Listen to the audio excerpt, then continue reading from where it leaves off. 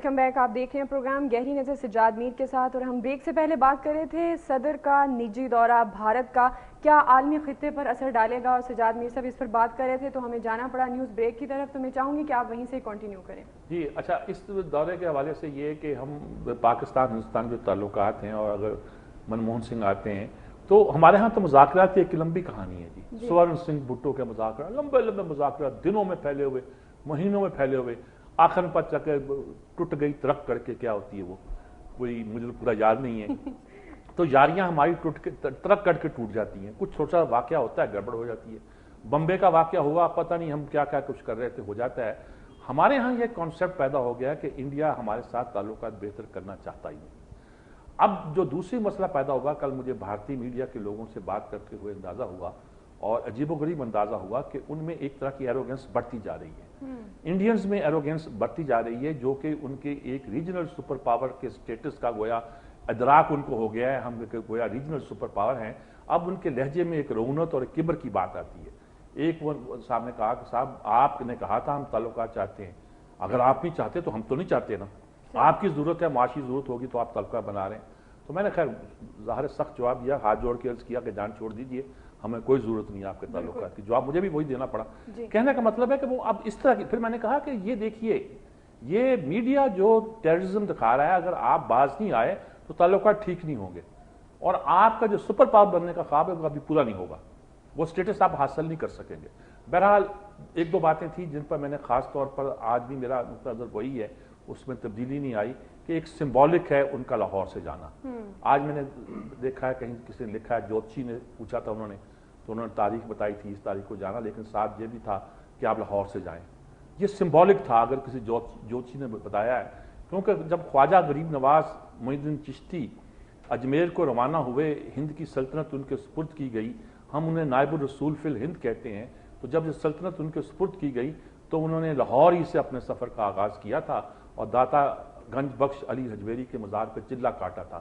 آج بھی وہ حجرہ موجود ہے وہاں, جس میں یہ مینشن ہے کہ یہ خواجہ معین الدین چشتی کا وہ حجرہ ہے جس میں انہوں نے چلہ کاٹا تھا. اور اذن چاہی تھی کہ ہم اب اس پورے خطے کی قسمت بدلنے والی ہے. پہلے تو مسلمان آتے تھے, جاتے تھے, اور وہاں ضرورت تھی یہاں لوگوں کی. اب یہاں تربیت کا ایک مکمل نظام رائج ہونے والا ہے کہ سلطنت جہاں اب شاید مسلمانوں کی قائم ہوگی, تو انہوں نے وہاں سے اذن مانگا تھا. یہ بھی جاتے ہوئے اگر داتا دربار میں ایک سلام کر جاتے تو بہتر تھا.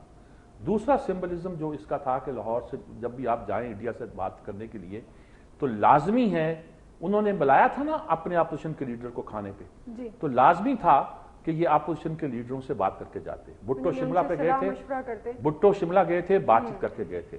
انہوں نے بھی آرمی چیف سے بات کی ہے اس رات کو اور گفتگو کی ہے, لیکن نواز شریف اور شہباز شریف کو گالیاں دیتے ہوئے یہاں سے گئے. تو اگر آپ اپوزیشن کے بارے میں یہ رویہ رکھ کے جائیں گے, اور اگر کوئی انڈرسٹینڈنگ ہو بھی جاتی ہے پاکستان ہندوستان کے درمیان, تو وہ پیپلز پارٹی کے درمیان اور وہاں کی حکومت کے درمیان انڈرسٹینڈ گنی جائے گی. اس کو پاکستان کے کنسنسس حاصل نہیں ہوگا.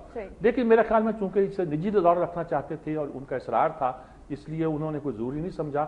اب ظاہر ہے کہ جب وہ آئیں گے اور سب لوگ ملیں گے تو پاکستان کی تمام اسٹیک ہولڈر جو ہے ان سے رائے لینا اور ان سے پوچھنا اور ان سے بات کرنا جو ہے بہت ضروری ہو جائے گا.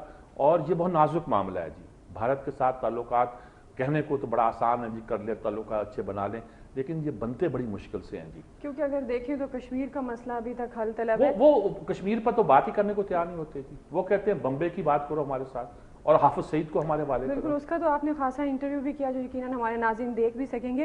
انڈین میڈیا نے دوبارہ سے مطلب ایک بار پھر حافظ سعید کو بہت زیادہ اہمیت دینی شروع کر دی. آپ کس نظر سے دیکھتے ہیں, اس کے پیچھے کیا پروپیگنڈا ہو سکتا ہے, یا کیا کہانی کیا ہے اس کا تفصیلی جواب تو آج رات 9:45 بجے حافظ سعید صاحب خود دے دیں گے. ایک پارک میں نے ان کا انٹرویو کیا ہے, پرندے بھی چہچہا رہے ہیں اور گھاس کی سرسراہٹ بھی آ رہے ہیں, ویسے بھی بڑے قیمتی بچے بھی. ہاں جی, لیکن کسی کو یعنی انہوں نے کہا میں یہاں بیٹھا ہوا ہوں. ہم نے بھی کہا کہ جنہیں آپ غاروں میں تلاش کرتے پھر رہے ہیں اور سمجھتے ہیں کہ 10 ملین ڈالر, 1 کروڑ روپے کی آپ ہیڈ منی رکھ رکھی ہے, جو تو بیٹھے ہوئے ہیں, نکالیے میرے پیسے, میں بتا دیتا ہوں. پارک میں بیٹھے ہوئے, کوئی ایسی بات جس کو آپ بیان کرنا چاہتے ہیں وہ ایک الگ کہانی ہے. لیکن انہوں نے بڑا کل فرسٹ ٹائم اتنا کنسسٹنٹ اپنا مقدمہ بیان کیا جی, وہ خود کہہ رہے تھے کہ میں نے اتنا کنسسٹنٹ مقدمہ میرا پہلے آج وہ آن ایئر تو خیر جائے گا. لیکن جہاں میں یہ کہنا چاہتا ہوں کہ دیکھیے اچانک جہاں تو یہ سمجھ لیا جائے کہ یہ فیلر انڈیا میں خاص طور پر اس موقع پر اس لیے چھوڑا گیا ہے کہ امریکہ پاکستان سے اپنے تعلقات جو ہے امریکہ پاکستان اور بھارت کے تعلقات میں بہتری نہیں چاہتا, جہاں تو یہ شک کر دیا جائے جان بوجھ کے اس نے فیلر چھیڑا ہے. جہاں اس کا مطلب یہ لیا جائے کہ وہ پاکستان پر پریشر ڈالنا چاہتا ہے کہ ہم پاکستان میں جو ان سے مذاکرات کر رہے ہیں اس میں دباؤ میں آ جائیں. تیسری بات اور بھی بڑی خطرناک ہے کہ وہ مذاکرات پاکستان کے ساتھ جو ہو رہے ہیں ان کا بھی اتنی کامیابی کا خواہش مند نہیں ہے. اس میں بھی ایک کھنڈر ڈال دی, ایک پرابلم پیدا کر دیا. تو اس کا مطلب یہ ہے کہ اگر وہ اس میں سیریس نہیں ہے اور نہیں چاہتا کہ تعلقات, تو پھر اس کا مطلب اس کے ارادے بڑے خطرناک ہیں. یہ تین پہلو ایسے ہیں جن کو ہم الگ الگ کر کے دیکھیں, اور آپ اگر سے پوچھیں کہ اس میں پرائرٹی کیا ہے تو نہ مجھے بھارت کا اعتبار ہے, نہ مجھے امریکہ کا اعتبار ہے, اور ویسے نہ اپنے سیاستدانوں کا اعتبار ہے. اس لیے مجھے نہیں اندازہ لگ سکتا کہ یہ لوگ کیا کرنے جا رہے ہیں, لیکن کچھ نہ کچھ اس پورے معاملے میں ہو کے رہے گا. صحیح میر صاحب, جیسے آپ کہہ رہے ہیں کہ نہ تو امریکہ کا کوئی اعتبار ہے, نہ بھارت کا, اور نہ ہی اپنے سیاستدانوں کا. جیسے کہ آج لاہور میں نیشنل انرجی کانفرنس ہوئی ہے, وزیر اعظم نے شرکت کی, تمام وزراء اعلیٰ اس میں شامل ہوئے. بظاہر تو لگ رہا تھا کہ جو لوڈ شیڈنگ ہے اس کے خلاف کوئی بھی اسٹریٹجی جو ہے وہ تیار کی جا رہی ہے. تو آپ کو کیا لگتا ہے, کوئی نتیجہ نکلے گا؟ کیا اب قوم کو اعتبار کرنا چاہیے؟ اصل میں کراچی میں دو خبریں آئی ہیں, اسی دن ڈبل سواری پہ پابندی لگی ہے. اور کسی نے پوچھا تھا کہ اگر 9/11 پاکستان میں ہوتا تو کیا کیا جاتا, انہوں نے کہا ڈبل سواری پہ پابندی لگا دی جاتی. یعنی ہمارے ہاں جب کوئی ٹیررزم کا واقعہ ہوتا ہے تو کراچی میں خاص طور پر ڈبل سواری پہ پابندی لگا دی جاتی ہے کہ موٹر سائیکل پہ دو نہیں بیٹھ سکتے. یہاں بھی جب بھی کبھی انرجی پرابلم زیادہ بڑھتا ہے تو وزیر اعظم ایک انرجی کانفرنس بلا لیتے ہیں. شاید بیچاروں نے ایک آدھی بلائی ہوگی, لیکن مجھے ایسا کچھ احساس ہے کہ شاید وہ بہت زیادہ ہوئی ہے. بھائی 4 سال آپ کیا کرتے رہے, آپ نے سوچ بچار نہیں کی ہے. اس وقت تو آپ کو انرجی کا مسئلہ سالو کر لینا چاہیے تھا.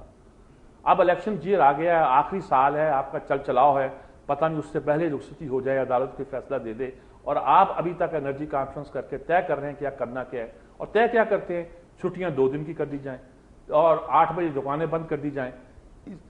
اس کے علاوہ تو آپ کو سوچتا نہیں ہے. انرجی بچانا اور بات ہے, انرجی کو اتنا سپلائی کرنا کہ وہ ہماری انڈسٹری چلتی رہے, ہمارے چولہے جلتے رہے, ہمارے گھر روشن رہیں, ایک دوسری بات ہے. اچھا, اب اس میں کہہ دیا جی 5000 تو میگا واٹ انڈیا سے آ رہی ہے. 2 دن کے بعد کہا نہیں وہ 500 آ رہی ہے. اگر 500 آ رہی ہے تو 500 انسگنیفیکنٹ. اچھا, اس کے لیے جو انفراسٹرکچر بلڈ کرنا ہے اس میں پیسے لگتے ہیں, اور پھر جو بھارت سے آپ انرجی لیں گے, بجلی لیں گے, مفت تھوڑی لیں گے. چوتھی بات یہ کہ ان کے اپنے ہاں شارٹیج ہے.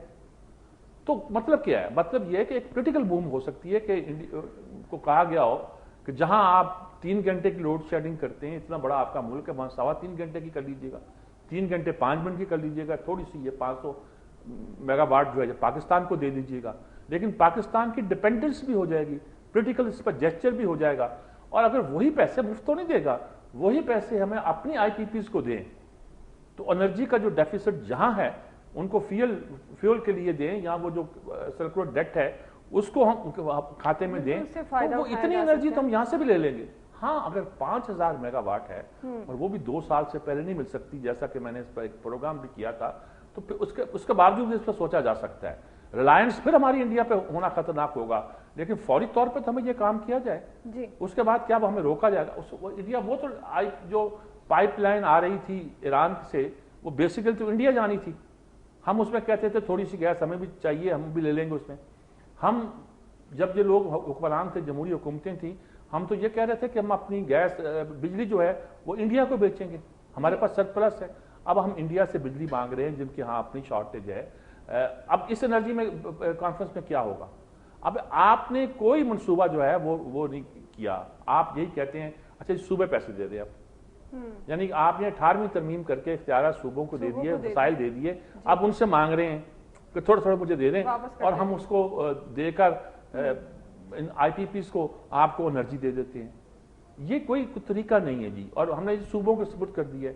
صوبوں کے سپرد ایک دن کا معاملہ نہیں ہے جس طرح انہوں نے کر دیا اور اس کو طے کر لینا, اس طرح کی بات نہیں ہے. لیکن 4 سال میں سوائے سرکولر ڈیٹ ان کے قابو نہیں آیا, وہ بڑھتا جا رہا ہے. اچھا, آپ پیسے وصول نہیں کرتے نا جی. پیسے وصول کرنا کس کا کام ہے بھئی؟ یہ پولیٹیکل ڈیسیجن نہیں ہے, اکنامک ڈیسیجن ہے کہ جہاں انرجی لینے والا آپ کو پیسے نہیں دیتا آپ اس کی انرجی بند کریں یا اس کو کہیں اور سے کمپنسیٹ کریں. اس کا میرے اور آپ پر کیا اثر ہے کہ بوجھ برداشت کرنا پڑے. تو ہماری اکانومی کو بہتر کرنے کے لیے ان تمام چیزوں کے لیے انرجی کرائسس کو سالو ہونا ضروری ہے. انرجی کے لیے صرف بجلی کی بات نہیں ہے, گیس کی بات بھی ہے جو نہیں مل رہی, پیٹرول مہنگا ہو رہا ہے جس کے بہت سے نتائج نکل رہے ہیں. تو یہ تمام چیزیں ایسی ہیں کہ جب تک یہ سالو نہیں ہوتی اور ہم 2 دن کی چھٹیاں کر کے اور 8 بجے دکانیں بند کر کے اور رات کو شادیاں تقریب 10 بجے بند کر کے, خیر وہ تو اچھا کام ہے, یہ کر کے ہم سمجھیں گے کہ ہم نے اس مسئلے کو حل کر لیا تو مسئلہ حل نہیں ہو سکتا. آلٹرنیٹو انرجی ہے, جو پرانی انرجی موجود ہے اس کے ذرائع ہیں, آبی ذرائع کو استعمال کرنا ہے. کالا باغ تو پہلے دن آپ نے ٹھپ کر دیا جی, اس کے بعد آپ نے کوئی آلٹرنیٹو سوچا؟ رن آف دی ریور جسے کہتے ہیں, چلتے پانی پر بھی آپ بجلی پیدا کر سکتے ہیں, بہت کچھ کر سکتے ہیں, ہوا سے پیدا کر سکتے ہیں. وہ کہتے ہیں گنے کے اس پہ جو بھوسا ہوتا ہے گنے کا کیا ہوتا ہے, وہ جو بھی پھوس ہوتا ہے اس پہ پیدا کر سکتے ہیں. کچھ بھی نہیں کر رہے, اجازت دینی ہے, فیڈرل گورنمنٹ نے پالیسی بنانی ہے, گیس نکال سکتے ہیں گیس. تو یہ اس میں کوتاہی یقینی طور پر موجود ہے, بیڈ گورننس موجود ہے اور بہت سی چیزیں موجود ہیں جن کو ڈسکس کرنا بہت ضروری ہے.